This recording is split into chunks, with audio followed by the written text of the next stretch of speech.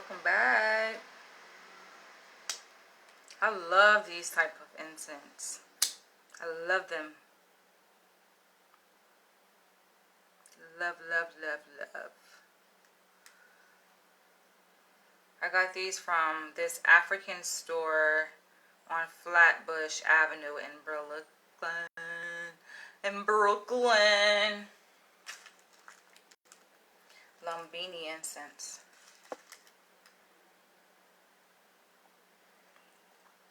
Alright, let's get into it. Alright, so this video is actually a follow-up to a video I did yesterday on love, sex chakra, and procreation. And also inspired by one of my good brothers, good African brother. He's actually from Harlem, New York, but he lives now in Ghana, and he's doing magnificent work over there on the continent. I came across one of his videos today, and he's talking about dating in Ghana, and yo, he was speaking facts, yo, and I was just like, listen, I gotta do this video. I have to do this video. Like I said, I did a video yesterday. You guys can go and check that out on love, sex chakra, and procreation. I was talking about a number of things in that video, and I'm very passionate about what I was talking about, right?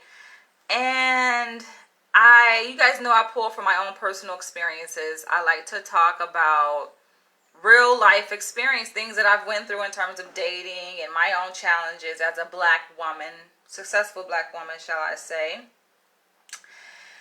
And I'm not going to recap that video, but just to kind of bring you guys up to speed for those who haven't saw it.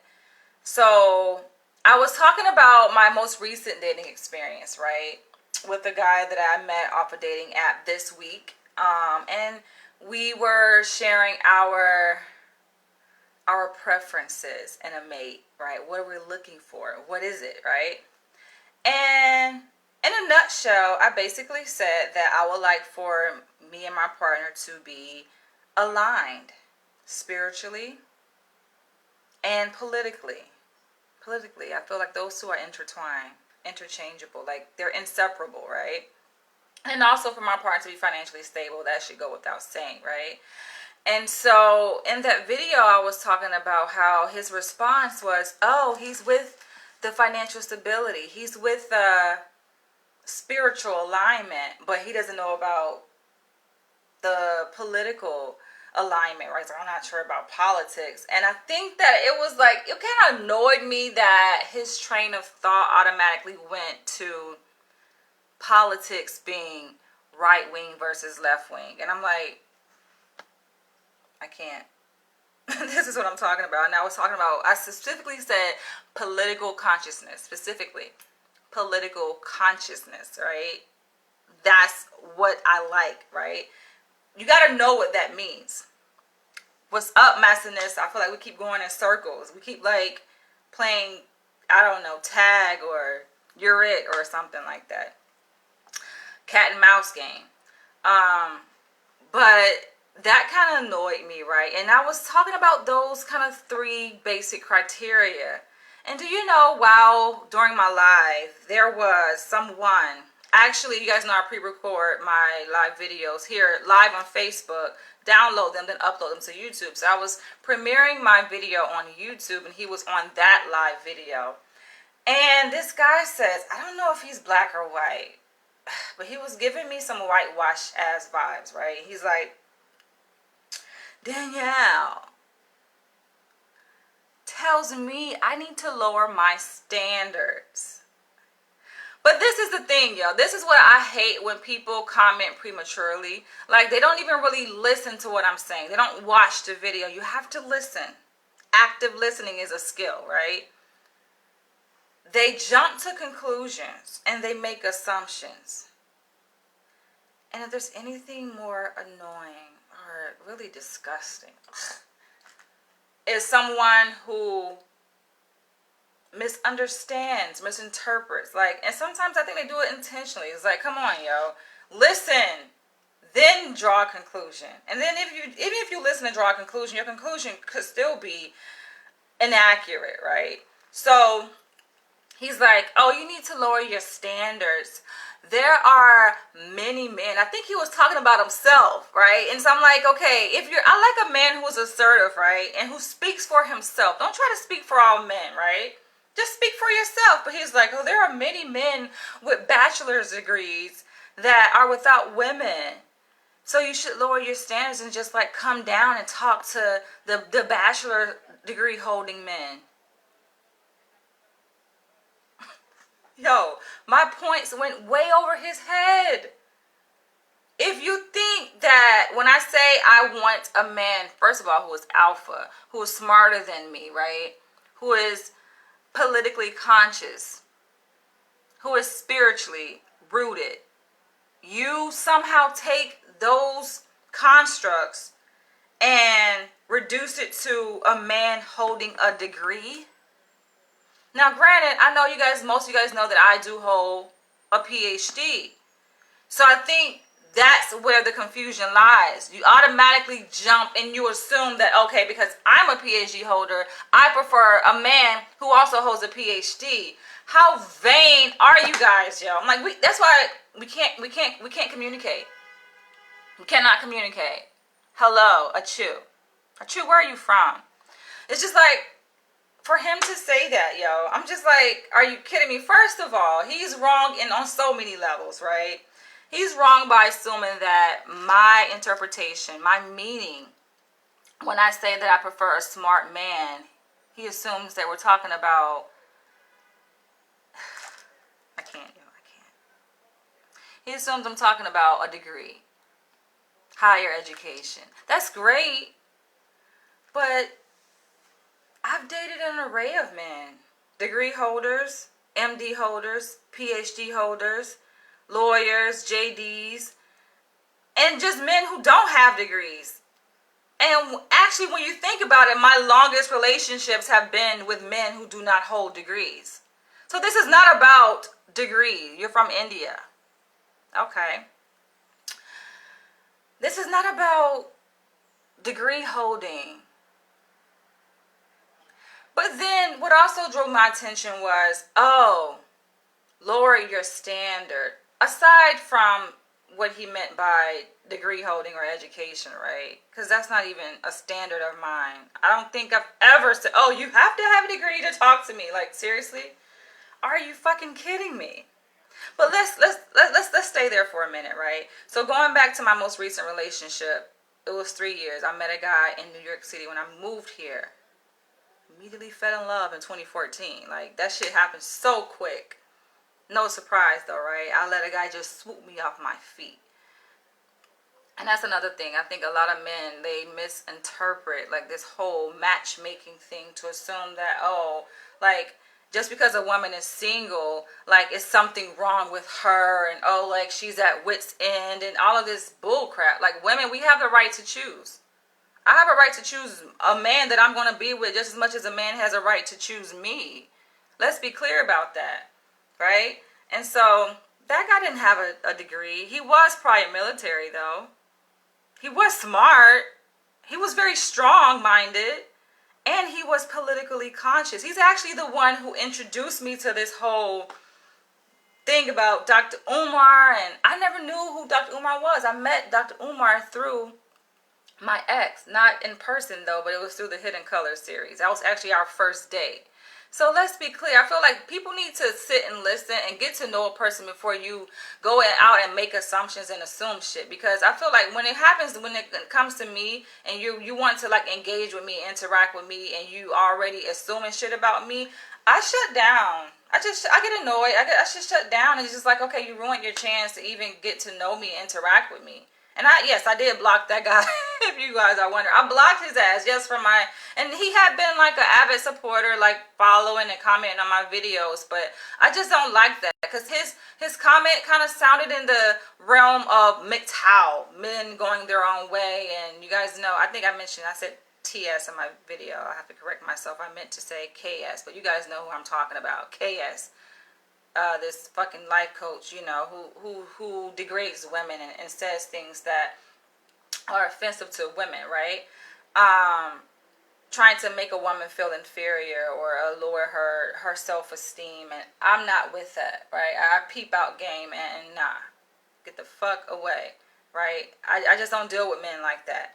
I like alpha men. I like alpha men. Don't need a woman necessarily to feel confident within themselves, right?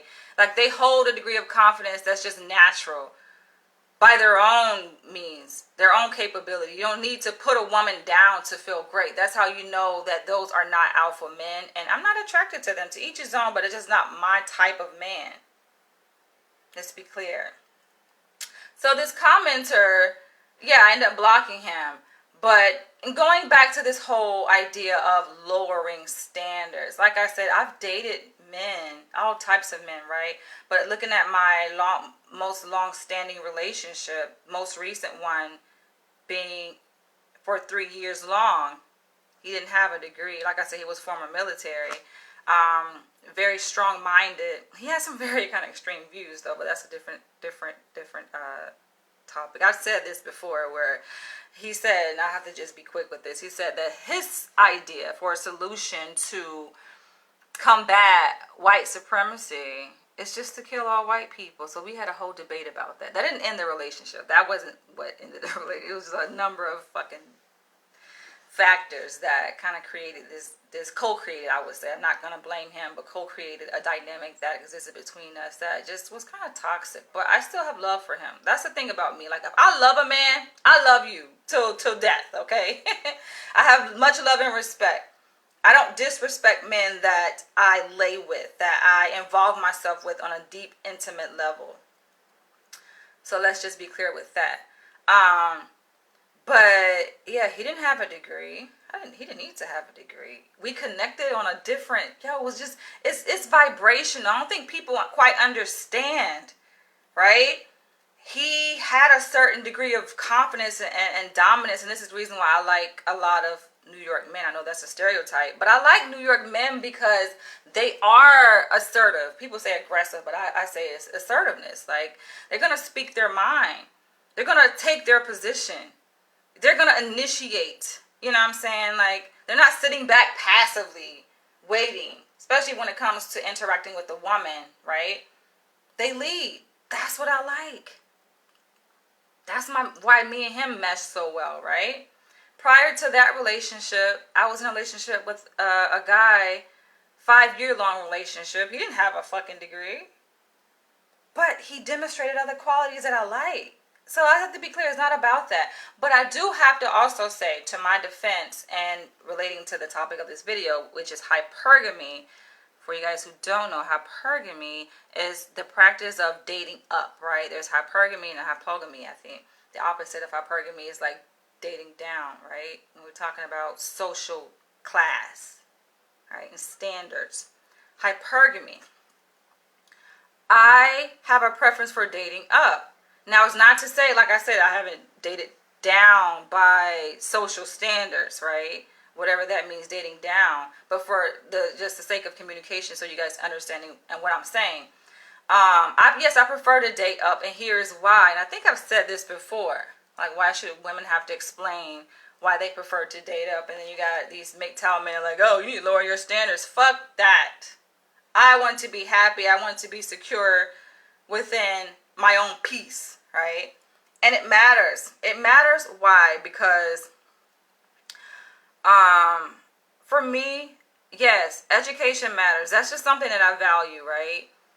But it's not like it's something that, oh, hangs over my head when I'm dating a guy. You know what I'm saying? It's just, that's just a en route to like me achieving specific goals that I want to accomplish in life, because I'm always been goal driven. Shouldn't have to explain that. I've always, like, anybody who knows me knows that I've always been like a straight A student, honor roll student. I always had a passion for learning and this, that, and the other. Why should I be fucking criticized for that, right? I always imagine myself, okay, achieving the highest degree and honor, whatever, in my field, you know. Did it, you know what I'm saying? But that's not the totality of my career goals and what I want to achieve in life. It's much deeper than that. I have a vision. I don't share it here. I just live it. And What I noticed is, and I've been on a plethora of dates, so don't get mistaken assuming just because a woman is single, like, oh, she doesn't have options, or oh, she can't pull a man. And I'm like, I don't have to pull any man. Like, men are like, they vibrate. Men gonna see what they like and they're gonna come to it. I don't have to brag. I'm not here to toot my own horn, but I'm just saying, let's be clear. I've been on a number of dates, yo, here in New York and back in LA, and they were fun. I like to meet people, so that's a big reason why I would say I like to go on dates. It's just meeting, the new experience, the novelty of, you know, doing something different. But what I've observed, and women who are watching this can probably attest, especially if you have a certain degree of social status, right?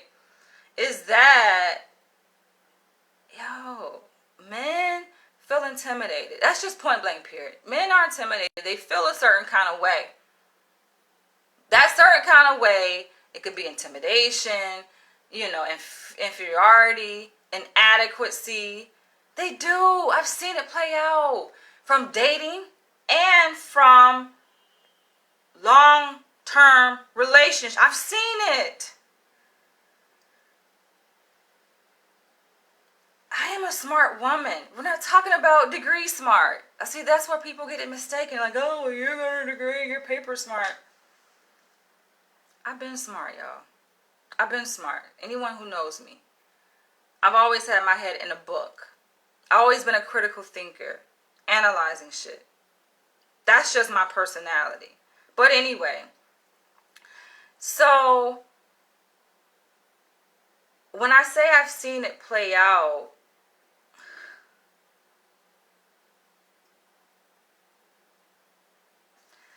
let me slow down a bit. I have to always pay tribute to my father because he played a significant role in raising the woman you see today. I was raised by my mother and my father. My mother is 68. My father is 80. Before my father met my mother, he purchased his own home, paid for it in full. My mom came along with a child in tow, that being my older sister, who we have different dads, 3 years older than I am. My mom and dad fell in love, got married. I came along. I tell you guys, like, yes, my dad spoiled me, but he taught me very important principles, not just through words, but through his actions and being head of household and being a man and demonstrating what it means to be a man. Though my dad was head of household, my mom, yes, worked, right? I think people sometimes misinterpret, like, oh, women want men to pay all the bills to be a provider. Yes, we do. The type of woman I am, yes. Especially what I've been exposed to growing up and seeing how it really is supposed to be done. Yes, I do have that expectation. Yes. But it's not to say that a woman doesn't contribute. So going back to my bruh in Ghana, he's from Harlem. I watched his video. And he was talking about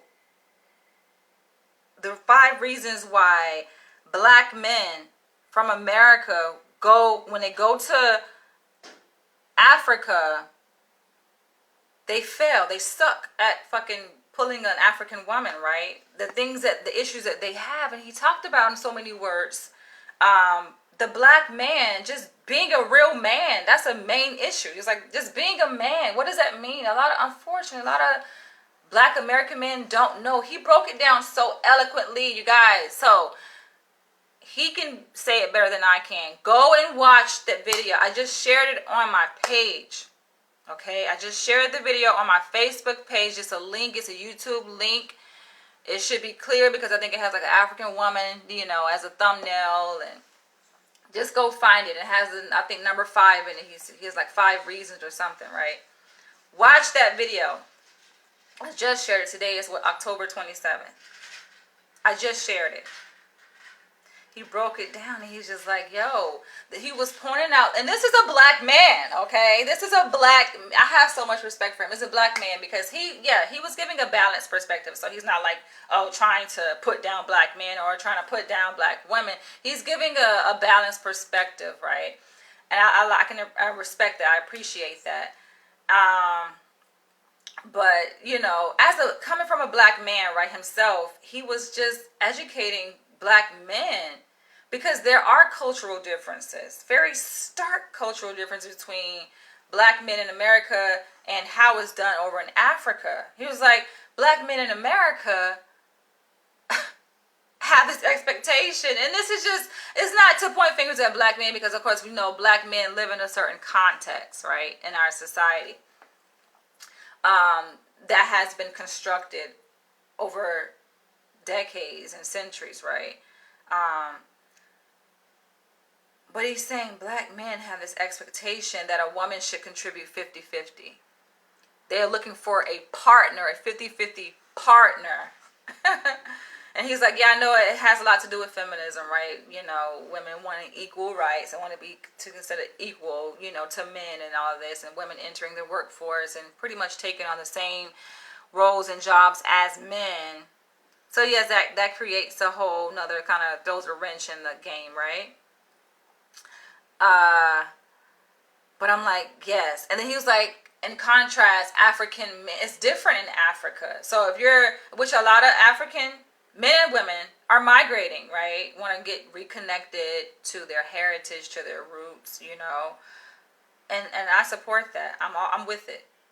But in going back to Africa, you got to know what you're coming up against, right? It's having to adapt to a different culture, and you're running into problems, and you're going with an American mindset, thinking that, okay, women over there want to do 50-50. It's not like that. They have a different expectation of men. Men over there are head of household. They are providers. They are protectors. A lot of American men don't know what the hell that means, right? Because they haven't had an example. And not to say, oh, it was like, he even said in his video, and I say this often in my own videos, that people are quick to be like, oh, that's not all men, that's not all women. No, we're not talking about all freaking women. We're talking about a pattern, okay? An observation that has been well noted and documented. That's what we're talking about.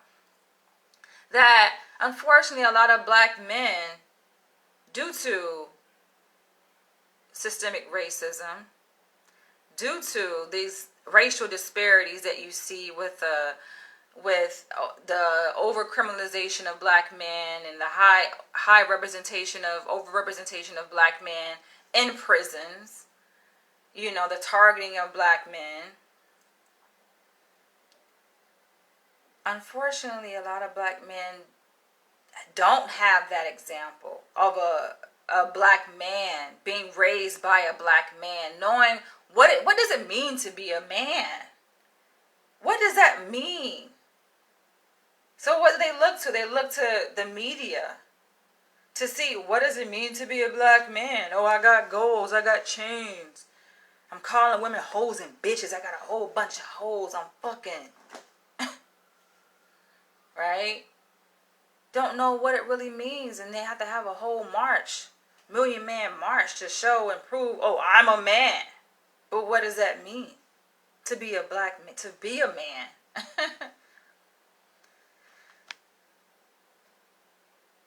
It's a complicated situation. I'm not trying to undermine the complexity of what we're talking about here, right?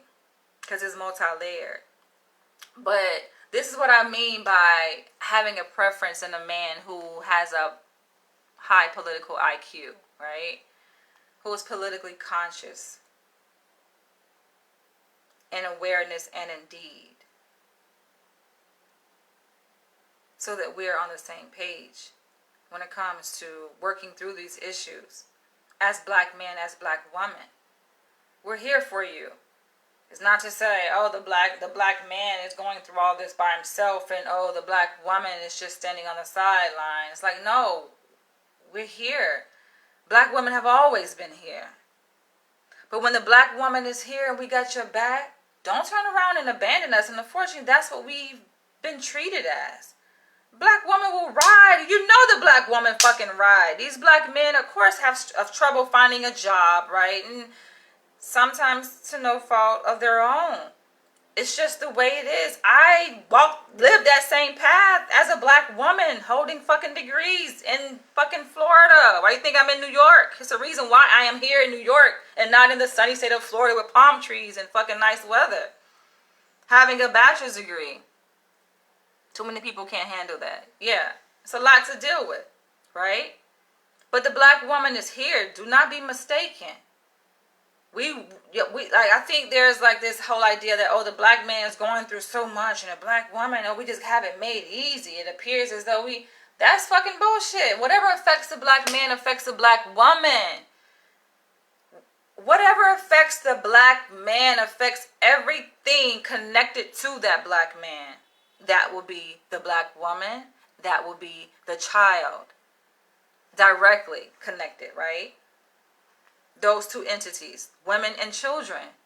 You don't think that we suffer with the black man? When you see black women taking to social media and venting, that's part of that suffering that the black man is going through. We are one and the same. We have to recognize that we are one and the same. We are all struggling. It's the mindset of the person who is struggling, though. We are all struggling, but you definitely have to have a strong mindset. Because no one wants to take on a burden. So you're saying some people that struggle don't want to get with someone else that's struggling. When I say not my most recent relationship, that was 3 years. The one prior to that was 5 years. That person, I would say, is my best friend. Long-standing friendship. We dated for 5 years. Talking about struggle? Oh, struggle. We know struggle, right? And I get it. Men may say that, okay, well, black women are afforded certain privileges. Possibly because of gender, right? Because of our gender being a woman. And I think it's not so much, it's a privilege, I guess you can say, in the sense that it's how we respond to the racial oppression. So how let's say, racial oppression affects the black woman could be slightly different than how it affects the black man, because he is a man, right? Think about oppression, being held back from being able to live, to thrive as you should, right? That's going to have a different impact on the black man. We're talking about emasculation of a black man. Black women don't necessarily have to go through emasculation, like gender emasculation, right? We're still affected. We're broken down. But I think in some ways, let me take that back. Perhaps we do go through gender emasculation in a sense where we become hardened. We produce more testosterone, and you got men like, oh, why is she so aggressive? Black women are so this, and black women are so argumentative, and they're so this, and because fucking you think we want to be that way? Or you think that it's an adaptive mechanism, that we have to be that way? Walking in a role of a man and a woman down the street, having to protect ourselves because we don't have a protector. Other women can be soft, and then you have black men that turn away from black women when they do reach a certain social status. They're like, oh, I want to get me one of these women. I can't blame them. I made a video about that. I can't blame them, because what's attractive is what's attractive, right? And if softness, submission, being agreeable, non-argumentative, who can argue against that? To say that that's not attractive. That's attractive, right? But know that it's the environment that shapes a person. If those same women, non-black women, right, just soft women, were put in a certain environment, they would be a certain way too. So that's what I mean by it's important for my man to be politically conscious, because we got to know that there are systems outside of us at play that we are interacting with, right? We are being impacted by. It's not just as simple as, oh, the black woman is combative, or the black man is just lazy, he don't want to get a job. No, we got to see through the bullshit to overcome it and to work together,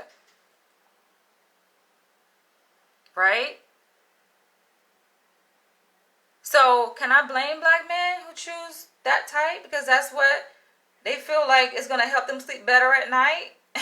They say, oh, well, what black man want to go to work and work all these hours during the day and then come home and have to fight a whole nother battle with the argumentative black woman? But why is she argumentative? Why is she uneasy? Why is she distressed? Perhaps the same reason why the black man is distressed, right? So that's the problem that we have.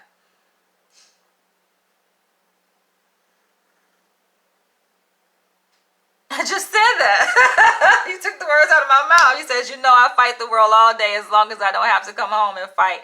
And yeah, and that's part of the agenda. So it's like they say, it's chess, not checkers. To understand that these systems are at play being targeted towards the black man and the black woman to create a further divide. And if we fall for it, right, we accept it, the black man saying, you know what, I don't want to deal with this combative shit. But it's like, can you blame them? Like I said, because it boils down to health and survival. Right? Black man already got enough going on being targeted. The last thing he need is, you know what I'm saying, that. But it's just like, where's the strength, or where's the backbone? Where's the love? Right? Because there are black men who have not given up on black women.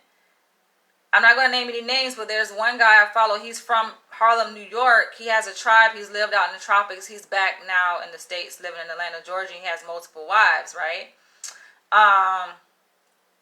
And he's not giving up on the black woman, though. All of his women are melanated, right? It's just a matter of coming to a higher degree of consciousness and knowing how to heal each other. He just made a video and he talked about that. It's like, I'm not giving up on the black woman. He pointed out all of what we're talking about. This is not nothing new, right? This narrative has been spoken for many, many years, many fucking decades and centuries, right? It's the same shit, different day. And he's like, yeah, the black woman is this. Yeah, the black woman is that. All these complaints that people have about a black woman. But I'm not giving up. I'm willing to deal with it. And that his conversation about that came about because he recently had a new woman that wanted to join his tribe, and I think she was from California, and she, people over there, I'm just kind of in general, it's a cultural thing, but very like, black women have a backbone, right? And can be mouthy, and it's just looking at a person's experience. Look at a person's experience so you can see what makes them who they are, right? Growing up. And so I think she identifies like as a blood. She's more gangster. Now he prefers like soft women, submissive women. You look at the wives that he has, and she's like the complete opposite, and they bumped heads. And so it was this whole fucking chaotic thing that happened, where she ended up leaving. She just left his house, right, middle of the night, made a big scene, made a big to-do about it, yelling in the middle of the street and all this stuff, right? Putting him at risk, right? Putting not only him, but his tribe who lives with him. He has a whole house and all of the tribal members, women and men included, making his space hot. You know what I'm saying? She called the police and all of that, right? Now, meanwhile, of course, like, he's a vlogger, so his life is public. He's sharing this, with people. And she's sharing her side of the story. And so they split for a few days. And it was a question that came about as to whether or not he should take her back, because he's like, he wants to problem solve. And his whole mission, his whole agenda is to heal the black community, that including black men, black women, heal, right? And he has principles. He has, like, a philosophy that he goes by in terms of sciences that he ascribes to, 5 sciences by which he feels that he can achieve that healing, right? Including biology, astrology, quantum physics, grounding, and melanin. And you say that's inconsiderate, yeah. So he's like wanting to take her back in up under his wing, and then like his followers are like, hell no, don't take her back because it's going to get worse. She doesn't respect you. She threatens, she called the police. She's threatening to call the police again, just pushing his name his name is already drugged under the rug. Like, so many women have come to his tribe and left and called the police on him, and he's been through a lot. He's been, jailed through all this. His tribe has gotten arrested. Just a lot, right? And he's like, for him to have that level of compassion for the black woman to not give up, that was heartwarming. Though he ended up deciding to not let her come back. It's just too much, right? And it's like he wants to be at peace. And, he recently, within the past couple of years, discovered that he had ulcers. He ended up having to go to the hospital. That's something serious, right? Shit don't get serious until it gets serious, where you end up near death. You have a near-death experience, medically speaking, and you end up having to go to the doctor, though he doesn't, ascribe to modern medicine. But it's just like, that's how you know how serious it was, that he ended up taking himself to the doctor to get it checked out, and he found he had ulcers in his stomach, and ulcers come from stress. He's endured a lot of stress, right? But it's not to blame one particular person, or gender, to say, oh, well, women did that to him or whatever. It's just, it's systemically looking at the big picture, right? So, I was talking about hypergamy and dating up, right?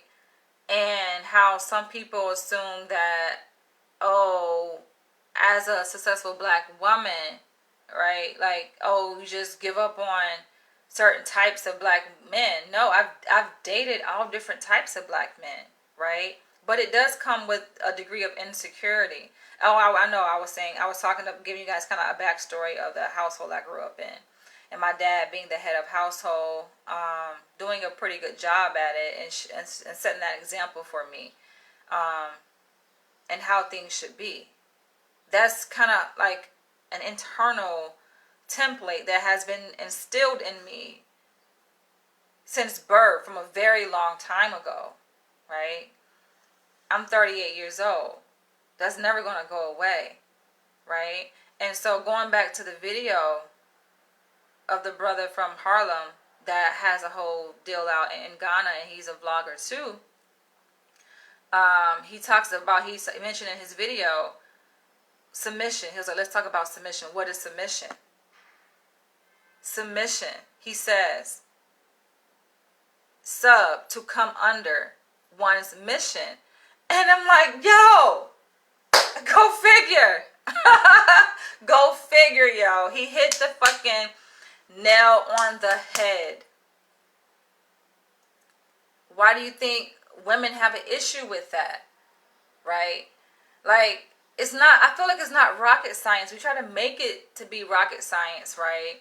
And black men will say, oh, I want a submissive woman. Black women aren't submissive, this, that, and the other. A woman will submit, though. A woman will submit to a man who is on a mission. And people wonder why I have this attraction towards the likes of Dr. Umar Johnson. He is on a mission. Not to say, okay, he's a perfect man, he doesn't have character flaws. We all have character flaws, right? But the fact that he's on a mission, he's working tirelessly towards his mission every single day. You can see the passion that he has for the school that he wants to build, right? The school is just one mechanism, one part of his mission, right? But he has a vision, right? Men be expecting women to submit to them, to follow them. Follow what? Where are we going? Where are you taking me? And especially a woman of my caliber, those questions are very important, right? And a woman can gauge, I know I can, very subtly, if a man is worth submitting to. On a dating app, right? Men will say things like, oh, well, let's see how this goes. They don't have a sense of direction at all. They don't have a plan. You ask them, what do you want? They don't know. And can you blame them given the context of the society in which they live in, right? So much uncertainty when it comes to the black men. But there are black men have risen above that. There are no excuses, right? You can fight above that. The guy that I referenced with the tribe who lives now in Atlanta, Georgia, and has multiple wives, right?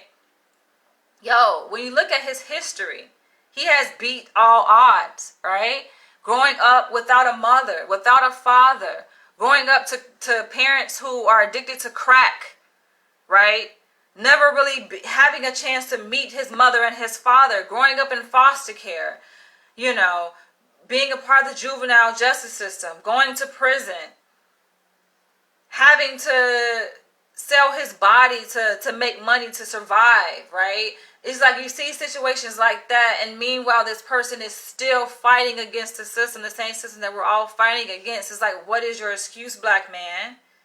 Right? If he can do it, why can't you? If he hasn't given up on a black woman, why are you? If he's still developing a mission and working towards his mission, and you guys can go and follow him. I don't like to say names. I can, but sometimes, you know, it gets political when you start mentioning names. So I don't say names, but you can back up and reference who I'm talking about just by looking at my page, you know, and things that I post. It's on my page.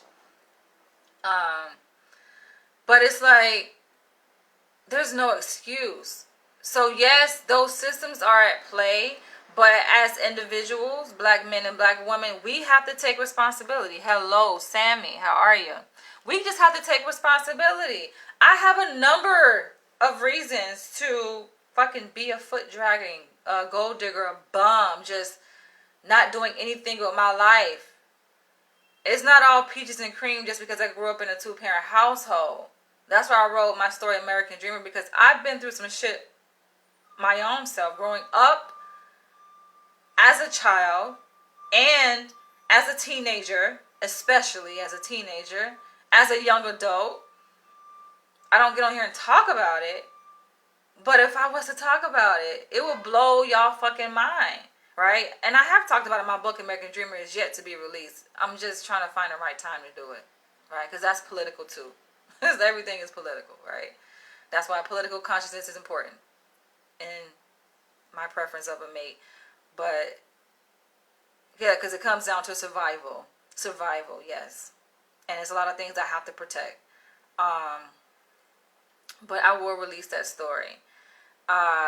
So we all have, you know, been through a lot. Even currently now, y'all have no idea what's going on behind the scenes in my own personal life, right? I have every reason to fucking be depressed, to not get out of bed, to stay in bed under the covers, crying, not brushing my teeth, not feeding myself. I have every reason to. But every day is a fight. I get my ass up out of bed and I fight. So let's not sit up here and look at a person and think, oh, well, you think you all that. Oh, you have a PhD or this and that. Like, please, okay? Please. Please. So, in my experiences in dating men who don't have degrees, I've noticed those patterns, like I said, just the insecurity, right? The jealousy. Aside from working towards a PhD, I also have businesses that I own. Starting back when I did fall on hard times, 2009, I started writing my autobiography in 2009. I was homeless. I finished it a year later. I didn't release it for legal and political reasons. At the same time, concurrently to writing my autobiography, I launched a nonprofit organization called UBAWA, UBAWA, promoting other authors, because that's my passion. All this amiss while I was homeless, right? Struggling, trying to keep my head above water while holding a bachelor's degree and working towards a master's degree. This was back in my 20s. I was young. And that organization, UBAWA, I've hosted multiple conventions. First one being in Atlanta, Georgia. Second one being in New York City. Third being in Los Angeles when I was out there working on my doctoral studies. Every time I hosted a convention, I was in a relationship, a long-standing relationship. So the first convention, I was with the guy I was with for 5 years. The second and third convention that I hosted, I was with my ex, right? So he got to experience 2 conventions. But what I noticed is just like, I guess you can call me an alpha female, but no, I'm just a take charge type of woman. I take responsibility for my own success, right? I'm a hardworking person, always been, ever since grade school, right? Because my mom did not fucking play the radio. My mom don't play the fucking radio. My mom raised me to be very disciplined. And my dad is a high achiever. My dad had his own business. That's why I was trying to give you guys a backdrop of like the household I grew up in. He owned his own business. He purchased his own home in full before he met my mom, right? So he always been established, hardworking person. And that's where I get it from, right? And so when I date men, it's just like, I date men because shit, I'm a woman. I'm a woman like any other woman. You know what I'm saying? I have a womb. I want kids. I want a family, right? But I notice just in my interactions, just like you can tell when a person is jealous. You can tell when a person is feeling like, it's like a competition. Like you can't compete against me. Listen, my life is, I have a very special covering on my life. And so a person may enter your life, right? They don't know your history. They don't know the path that you're on. They don't know that you have a special calling and purpose and covering on your life. So they may have the certain friction with you, right?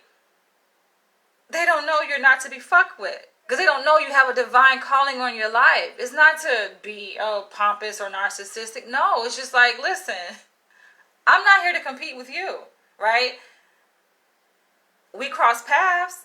I fell in love with you, right? As a person, I want to build with you. I want a family, but I'm not here to compete. And sometimes people coming in your life, they don't get it. And, of course there's going to be disagreements, right?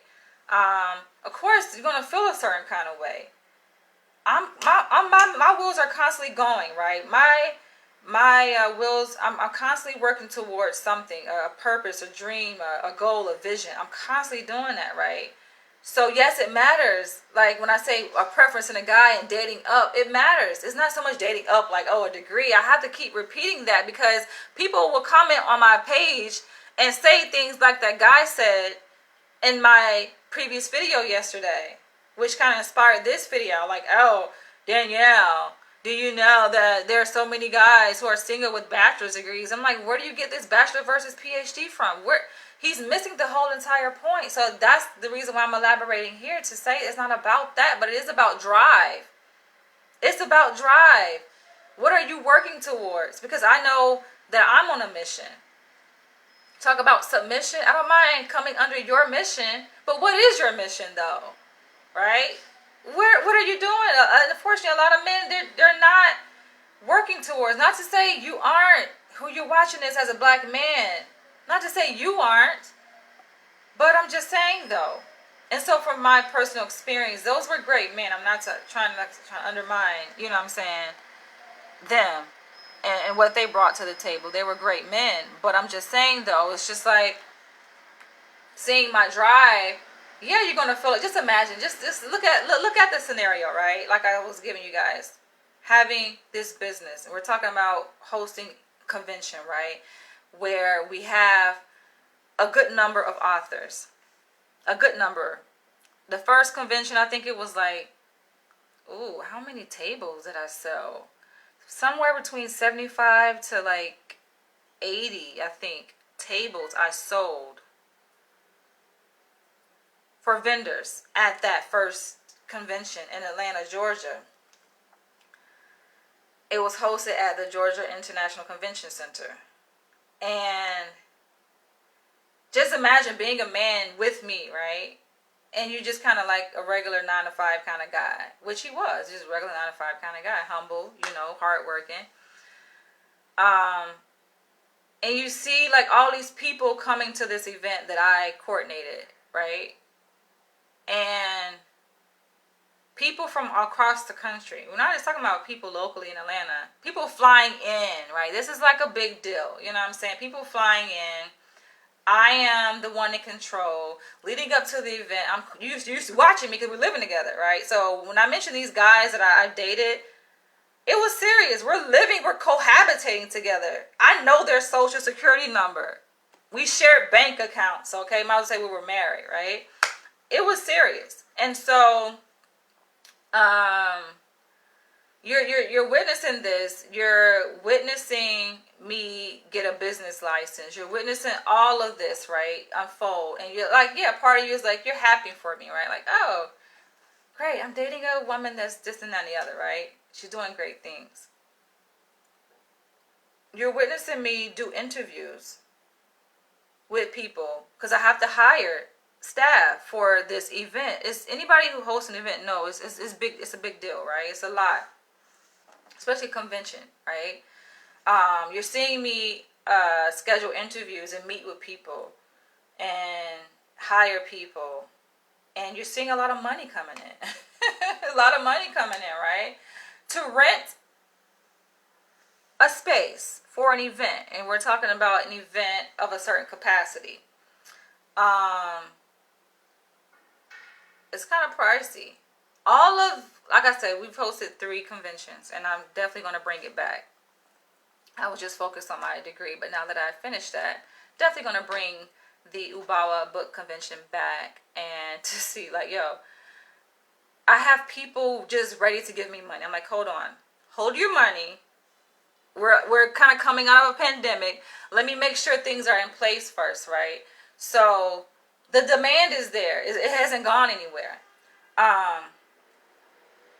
But yeah, being a guy who's witnessing all of this, right? And like I say, to rent those spaces that I rented in Atlanta, New York, and LA were around $4,000 for what? How many hours? 6 to 8 hours, I think, to rent those spaces, right? So money coming in, money going out. I'm managing all of this. Did it in Atlanta, did it in New York. And people say, oh, well, I'm surprised that you just moved to New York. My dad actually commended me on being able to do this. To just leave, a familiar place and to just go. And that I've been that person. I'm very courageous. You got to understand what kind of person I am, right? I take risks, calculated risks, shall I say. And to move to New York blindly with no resources really set up, just going, right? And hosting an event right after I got to New York. And I did the same thing when I moved to LA. Never had been to fucking LA, yo. When I moved to LA, I never been to LA. I went out there blindly on faith and with my courage. Going to LA, hosting an event within months of moving there, not knowing anyone. Well, thanks to social media, okay? Pretty good with social media, I can say that much. But yeah, and the same thing, coordinating all of this. It's a lot, moving parts. I met a lot of important people. Hiring, like a lot of people, hiring a host, right? The person that kind of runs the show. I did like an author panel, and she interviewed, and she's doing well for herself. I'm just look back at all the people that I invited into my space to help make my events a success. Like these people are very successful themselves. You know what I'm saying? The host I hired at the convention for the one I did in New York, he actually hosted the countdown for the New Year celebration in Times Square. Like, these are people whose faces are like in mainstream media. You know what I'm saying? I'm a very humble person, though. I don't have to brag. I take pride in, of course, my accomplishments, but I'm not here to show off or anything like that. But I'm just saying, when you're interacting with me, right, you're my friend or my partner as a man, understand these are the things you're going to brush up against. And so could you imagine you watching this video? Could you imagine how a man who, let's say, falls within a certain tax bracket or socioeconomic status may feel seeing me, myself, accomplishing these things in front of his face? He's going to feel a certain kind of way. He's going, men say, oh, no, not me. I don't feel a certain kind of way. I take pride. Yeah, but that's only a part of you, right? We have a mind, right? But we have different aspects of our mind that operate, right? So part of yourself, part of your mind may be very proud of myself as a woman, black woman, successful, and working towards something. But then another part of you may be like, oh, she thinks she is this bitch. I'm going to show her kind of thing, right?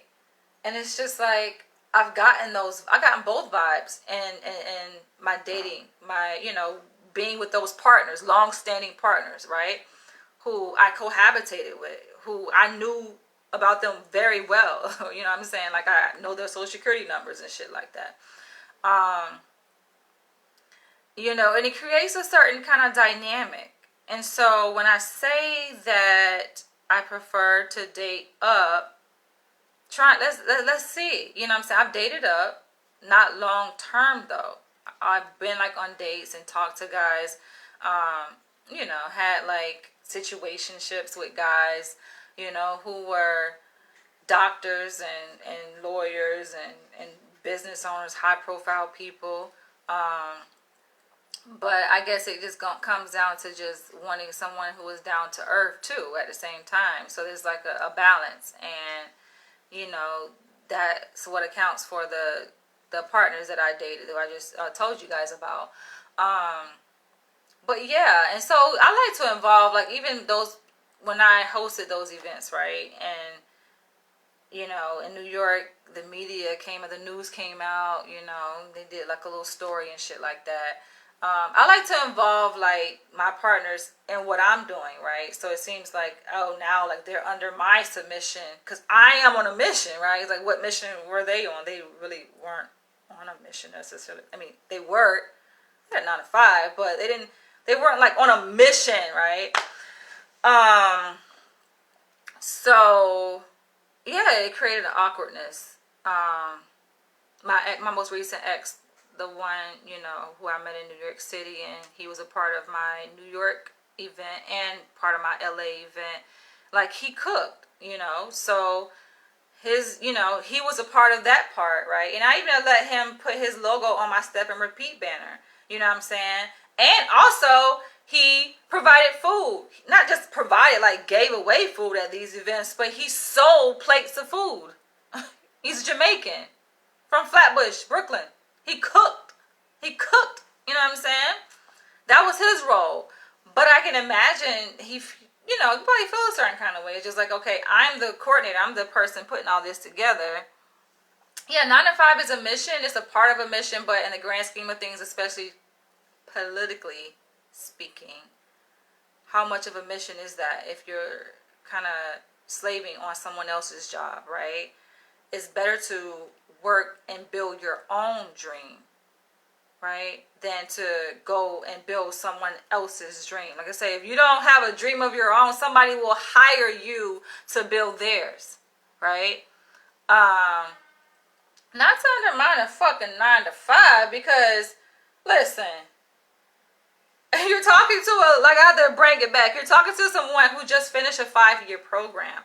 I don't think people quite understand what that means, finishing a 5-year PhD program in clinical psychology, but I will break it down. So we have to do 3 800-hour practicum rotations. Those practicum rotations are unpaid, okay? Unpaid labor. 3 800-hour practicum rotations, right? Alongside, of course, coursework, research, presentations, and things like that. Then the final year, the 5th year, which I just completed this year, is a 1-year, 5th year pre-doc internship. That's paid, but it's not fucking market rate of a psychologist, right? It's just like a stipend. you know, that's 9 to 5. So I think I know that a 9 to 5 is a mission, but we're talking about in the grand scheme of things of a real mission, right? So I can speak from many different sides of the table, right? You're talking to a mastermind. You're talking to a woman who has a lot of experience. I hate to toot my own horn, but sometimes people get it misinterpreted. It's just, it is what it is. So I know what it means to, have a mission. I know what it means to be, also lose that fucking 9 to 5 mission too, right? Because that's risky business. That's very risky business to depend on that. And I know that it may rub you a certain kind of way, right? Things I say because you resonate with it. You have a 9 to fucking 5, right? That pays your fucking bills, right? But I think many people will agree that if they can have it their way, especially a lot of authors that I survey, a lot of authors, writers, entrepreneurs, directors, creatives, basically, they working to quit their motherfucking 9 to 5. If they could make what they make on their 9 to 5 from writing books or scripts, screenplays, movies, independently, they would do that, okay? That's the end goal, so to speak. And then you have some, because I always do this survey. Check out my Ubawa page. I've done, this is nothing new. We're talking about I created Ubawa back in 2009. Don't get, I know I have a way to trigger emotions. I don't think I do it purposefully, but please don't get caught up in an enactment with me, okay? Just watch. I have much respect for those who sit back and just watch me, because they're like, okay, those are the smart ones. The people that get caught up and emotionally reactive to what I'm saying, which it can be kind of like an emotionally charged topic. I get it, right? Especially if I'm talking about a 9 to 5 and you feel like I'm talking against it and you work a 9 to 5. I'm about to be fucking working a 9 to 5. How and why? Because I'm working towards licensure as a psychologist. And so part of that is to be supervised by a licensed psychologist. Hello, 9 to 5. Let's not make this about 9 to 5 though. We're talking about, what is the topic of this video? Hypergamy and black female submission. Gotta bring it back, okay? Gotta bring it back. That's another thing when it comes to like dating, right? And I say like I do prefer to date up. I'm a very, like, women, I feel like women, y'all know women, they say never argue with a woman, right? But never argue with an astute woman. We come from different angles. Just don't do it. It's not about competition. Don't try to think that you're going to compete, okay? Let's not get into this back and forth arguing, competing. A lot of authors use their 9 to 5 money to fund their businesses. No harm in that. A lot of people use their 9 to 5 to fucking travel. And so is this not, if you took it as that, you missed the whole point. That's what I'm saying. You can't hear certain phrases and statements and then react. You get emotional because you're attached to that because you have a 9 to 5. Don't do that. You have to listen. Listening is a skill. Listen. I've perfected that, especially working with clients, because I work with people, right? You're working with people who come to you with their problems. Imagine what kind of therapist I would be if I got emotionally reactive to everything a client said to me. Though, of course, a lot of things they say may trigger, right? It's good. It's gonna, you're exposed to so many different people, clients, right? Of course, at some point, a client's gonna say something or a patient's gonna say something that resonates with you, right? They don't know that what they're saying resonates with you in a certain kind of way, it triggers a certain reaction in you. But you have to be aware of that, right? It's called countertransference.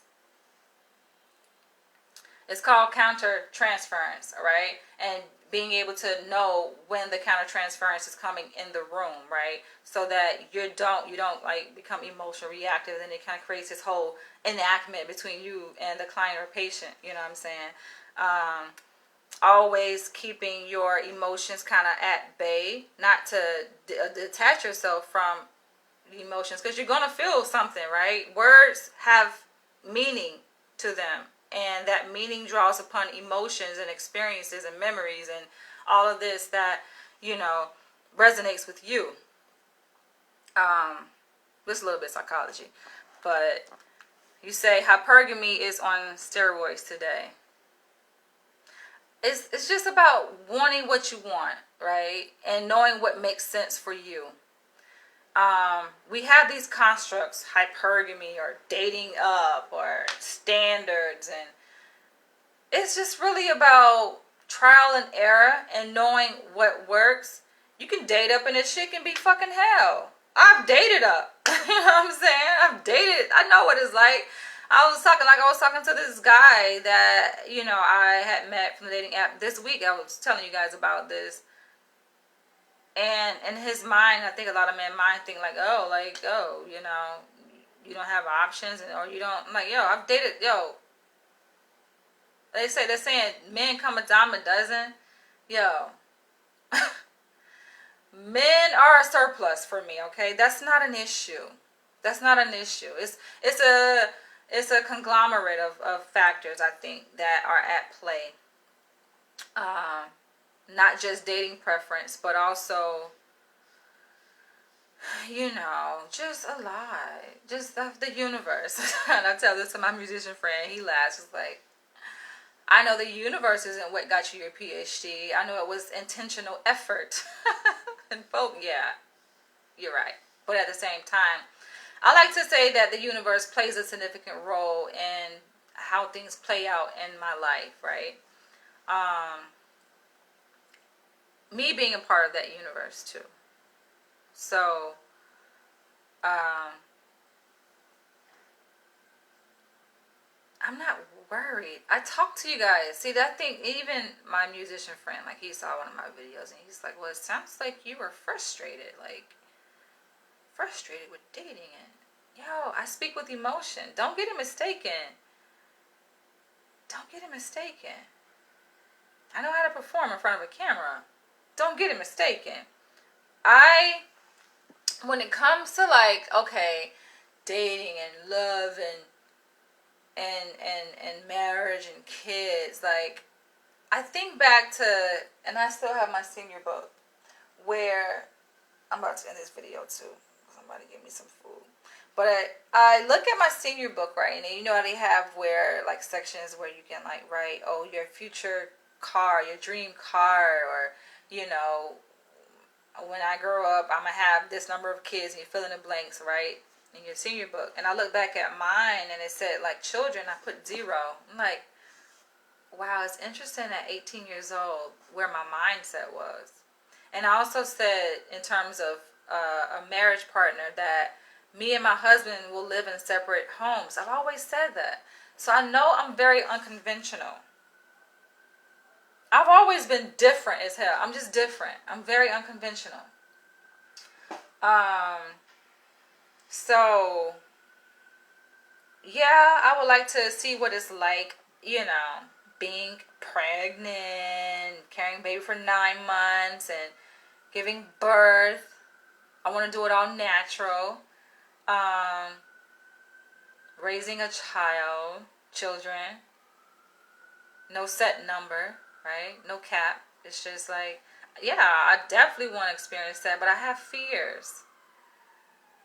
And so, in me taking this ovulation test, and I showed you guys in my last video, the result, I was talking about the results, all right? And yes, my shit work, right? But in me doing research, more like in-depth research, right, I was reading the packet, and it was saying like the luteinizing hormone, the LH hormone, which the test measures to determine when you as a woman will be ovulating, right? The LH hormone, when it's released and when it's surging in a woman's body, a good time to begin to get busy to have sex is, they say, 24 to 40 hours after you see the surge. And the surge is indicated on the test, right? The particular test that I have, they're strips, and so they have like a control line. Many of you guys, I'm pretty sure, can relate to this in taking a pregnancy test. It's similar to the design of a pregnancy test, right? Where you have a control line, then you have the actual test line that measures the LH hormone. When those lines are equivalent in terms of the darkness, the intensity of the color of the line, they're equivalent, then that's how you know your body is producing that surge in the luteinizing hormone. The luteinizing hormone, though, what I kind of recently discovered was it's a hormone that your brain produces, right? Everything goes back to the brain. I love this. Why? Okay, we study the brain as psychologists, right? Because there's a neuropsychological basis to behavior, right? Neuro being brain. And I find it interesting. Everything goes back to the brain, right? Even when it comes to like sexual arousal, right? And people present with, let's say, sexual arousal problems, men and women, right? For women is problems with lubrication. For men is obviously problems with maintaining an erection, getting an erection, number one, and maintaining it, right? When it comes to the arousal phase. And it goes back to psychology. I did a video on this before, though, erectile dysfunction. I'm not new at these topics, you guys. Go back. I did a video on erectile dysfunction when I was out in LA. This was a couple years ago. And I talked about like the causes, contributing factors related to erectile dysfunction. Being psychological, stress, right? And it makes sense when you think about it. So going back to what I was just talking about, the luteinizing hormone, it makes sense. I feel like my body knows what the fuck it's doing, right?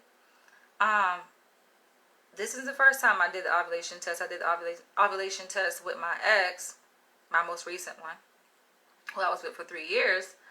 But I don't have any kids. That's a good thing, okay? That's a good thing, right? Bringing a child into that situation, I'm not pointing fingers at him. I'm just saying, though. It was some things that happened. I'm not going to go into detail about that.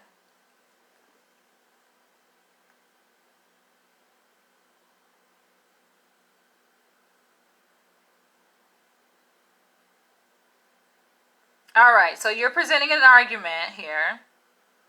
Hypergamy is on steroids today, he says. Non-judgmental, empathic listening, and skillful questioning. He says, there is a significant rise in male suicides today in egalitarian societies today, which has been connected to the hypergamy dilemma. Really? Not laughing at the suicides, but I'm laughing at your rationale, right? And the thing about research, I shake my head because people like to quote statistics and research, but they do it ill-equipped, right? I even said this to my friend recently. I'm like, yo, you need to learn how to fucking read research, right?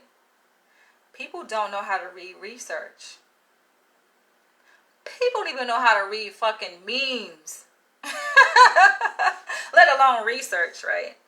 But I said this to my friend, right? And I have much respect for my musician friend. He's cool and all that. But he invited me. And I gotta be quick. I know I can be very fucking verbose. But he invited me out. That was like Friday. Was that last Friday? Whenever Friday. Time goes by so fast. But it was a Friday. He invited me out. Just have a good night to see him perform, right? I went out. And I'm vibing. I'm like, I vibe anyway, though. This is not nothing new, but I'm vibing even at a higher fucking vibration. Like, I'm like really into it, because of what's, other things that are happening in my life, right? Related to my family. So it's just like, why not? I have to like keep my mind in a good space, right? And music helps me do that. And so he's watching me, like he's performing. But he's watching me vibe, and I'm having a good time. And do you know, like, following that night, or that night, after the night ended, he says, oh, he doesn't think he's going to continue doing those types of gigs anymore. That, to me, was disappointing. I'm like, why? Why you don't want to do those gigs anymore? Oh, well, it's not an impact. And I'm thinking he's saying impact in terms of making money. He's like, oh no, not the payout. The payout is fine. It's not like having impact, I guess, on the people. And I'm just like, but you saw how live we were, right? You saw how much fun I was having. Then he follows up, oh, well, yeah, I see you were shimmying. I'm like, first of all, black people don't shimmy, okay? We fucking, we grind, we vibe, we have a good time, you know what I'm saying? Shimmy? Been around no white people too long. But anyway, so then I'm like, he's like, yeah, and what has you keeping up with new music? I'm like, yo, this motherfucker trying to be ageist. Because granted, I'm, 4 years older than him, right? And he think he's like, people be killing me with age. This age shit. It's like, what has you keeping up with new music? And I'm just like, yo, you should see my playlist. I listen to all kinds of fucking music. What has me keeping up? And so he's like, well, research has shown. Motherfucker think that just gonna shut down a whole argument or debate because they say research. You're talking to a researcher. But anyway, research has shown that people are less, are more resistant, right? He said people are more resistant to being receptive, right, to new music at 27 years old. I feel like that's an ageist comment, but anyway, because I'm 38, so for you to say, oh, like, oh, so it's not that, okay, he presented research. I like research, right? Clearly, it's how he presented it, right, in this argument, within the context of all this other shit. I have more to add to the story too. That's not it, y'all. And I'm just like, pause. He's not going to pull me into an enactment, but I do want to engage in a discourse with him to see where his mindset is at, right? Because I kind of like him. He knows that. And so I'm just like, But I had to call him bullshit. That's bullshit. So I was like, where did you get this research from? Where is this research coming from? I know people like to make up their own fucking research shit, right? So he sends me an article based out in the UK. I'm like, yo, seriously? Where? I was like, yo, you got fucking black grandmas dropping it like it's hot, dancing to WAP. Come on, yo. Where did you get that idea from? I didn't know it had to be a certain age to listen to new music, so to speak. But I'm like, I had to think. Because I'm a critical thinker. I'm like, Danielle, it's not about the fucking music. He's pulling you into an enactment. This is not about no goddamn receptivity to new music based on age. It is not. It was not, though. It was not about that. And so, the same night, kind of the same conversation, he sends me a good night text, right? He's like, no, call me he was like, message me when you get home, right?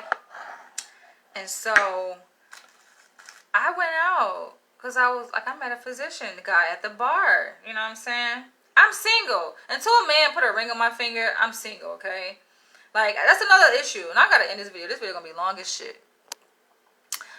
Okay, so it's like, men, that's why I like alpha men. So people want to talk about, oh, lower your standards. No, my standards are where they need to be, right? I know what I like in a man, and I know why I like it, right? I like assertive men, real alpha men. They go after what they want, they get it, including women, whatever the fuck they want, right? These beta men, right? And listen, I'm not trying to throw shots, but I just have to be transparent. It's just like, you like a woman, but you don't want to move on that. They be walking on eggshells, tiptoeing, and be hesitant. Like, yo, you like me. That, to me, I feel like that's some fuckboy shit. You know you like a woman, right? But then the real truth come out when another man come into the picture. Aha! Another man come into the picture. Truth comes out. So it shows, oh, how much you really like me then, though. Because if you didn't like me like that, you didn't look at me as a prospect, why does it fucking matter, yo? So there was a physician guy at the same, at the same club that we were at, right? That my musician friend invited me to see him perform. The physician guy approached me. Listen, I don't approach guys like, I be in my own world. He approached me, introduced himself to me, right? And we were connecting.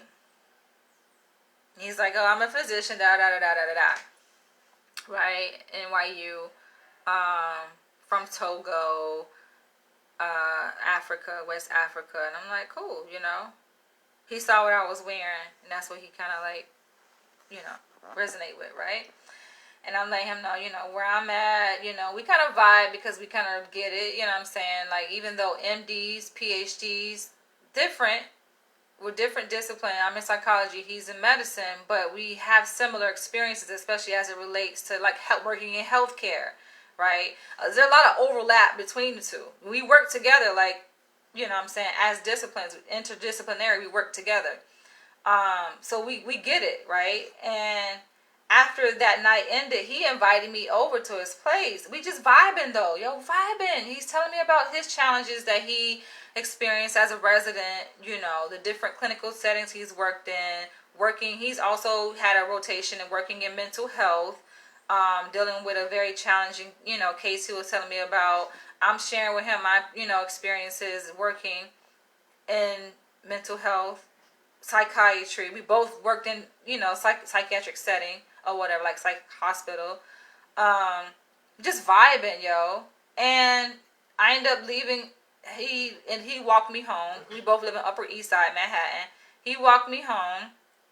As soon as he walked me home, I got a message from my musician friend. It was like, oh, message me when you get home. I messaged him, and he gonna fucking snarky fucking comment talking about, oh, this is a record for you sending a good night text. What do you say? It's a record for you sending a good night text. Must be got laid or some shit. It was that comment, delayed for me. Must got laid. And I'm just like, I took it as an insult. I don't think it's funny. He's like, LOL. It's not funny. So I put two and two together, right? It don't take a genius, right? It don't take a genius. I know men and all their macho-ness and their ego try to like, oh, no, I'm not really into you like that. I don't care. Like, if you don't care, then like, it's too many signals showing that you care, right? Stop with the passive. I don't like that passive aggressive shit. You know what I'm saying? That's why I like alpha certain kind of men.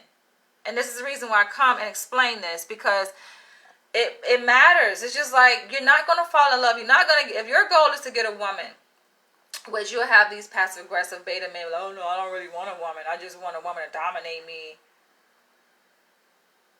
That's what he said. I don't want a woman. I just want a woman to dominate me. Like in a sexual way, right?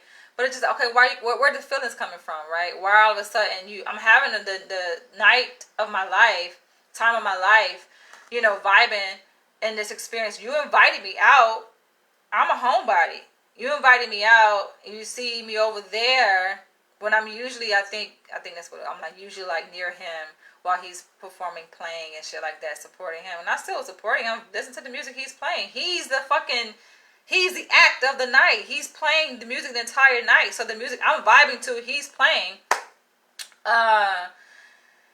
And he's looking at me peering over there, and I'm vibing. Like, what the fuck? I didn't think we're not together. We're not until it's clear, okay, if I'm with you, then of course there are boundaries. I would never do that to a guy like I'm with. We're with. I've never done it ever in my past and never will do that because I have respect for the relationship. But I'm single. Nothing has been declared like, oh, we're a unit. We're just like friends getting to know each other. We met in August of this year, a couple months ago. Like, come on, are you kidding me?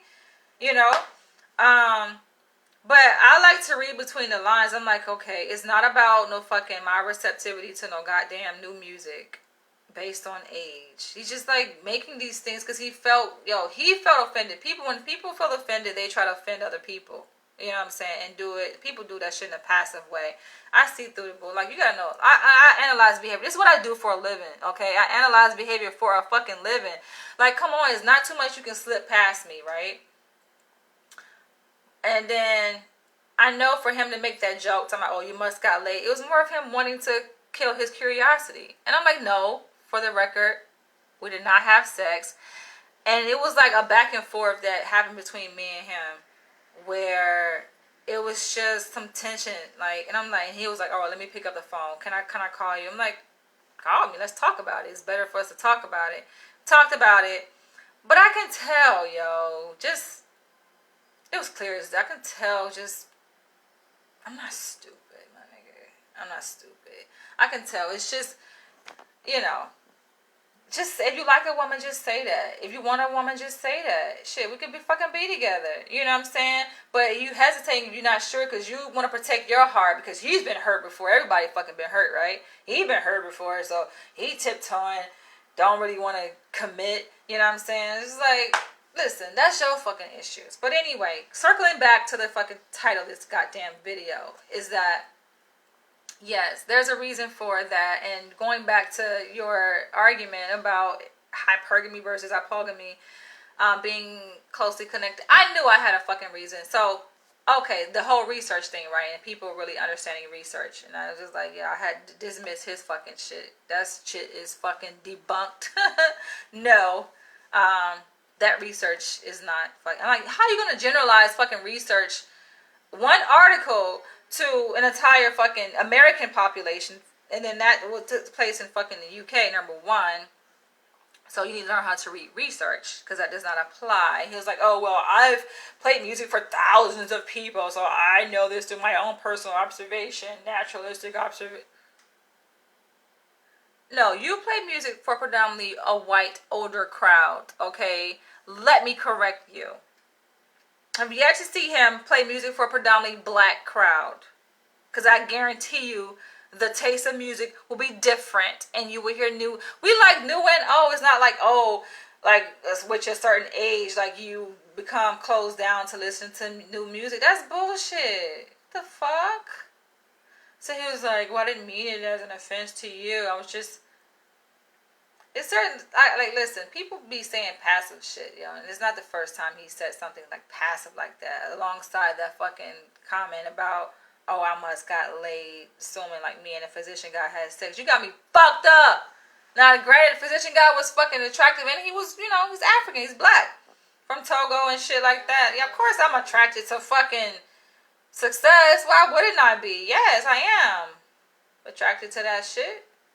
Shit's sexy as fuck. I'm attracted to intellect, intelligence, or whatever. But hell no. Granted, he did try to make a move now. It was like, I want to give you a kiss. Of course, I took the fucking kiss. But no, we didn't have fucking sex. And that, your argument with this fucking research. Listen. People are committing suicide. Yes. There are a lot of systemic social issues that are at play in our society that contribute to mental illness, especially depression and anxiety. Those being like the top most diagnosed mental psychiatric disorders in America, right? It's a lot.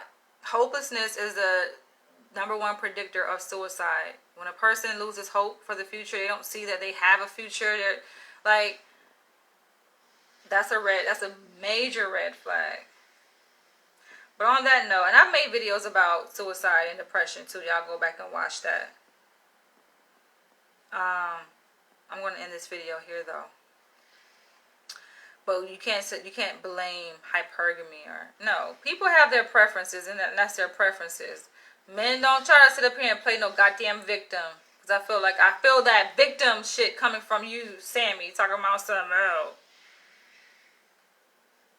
Just like the other guy. One thing that's not going to happen, man is not going to make me feel any kind of fucking way about my goddamn preferences and what I want. And what I choose, okay? Because me stating my preferences is just an expression, right? And a verbal expression of my cognitive awareness of who I am, right? And what I'm attracted to. What I'm attracted to is significantly based on there are subtle things, there are subconscious things that are at play within me, right? That's just me. So I have a cognitive awareness of, look like my video is trying to chop up. I'm about to end it. But I have a conscious awareness of what I like, right? And that stems from a number of things. What make you think that y'all coming on here saying little shit like this is going to change? You can't guilt trip me into what I like. Manipulation doesn't work. I know manipulation. They say psychologists are master manipulators. Maybe good psychologists are. But doesn't work, buddy. On that note, I'll catch you guys later.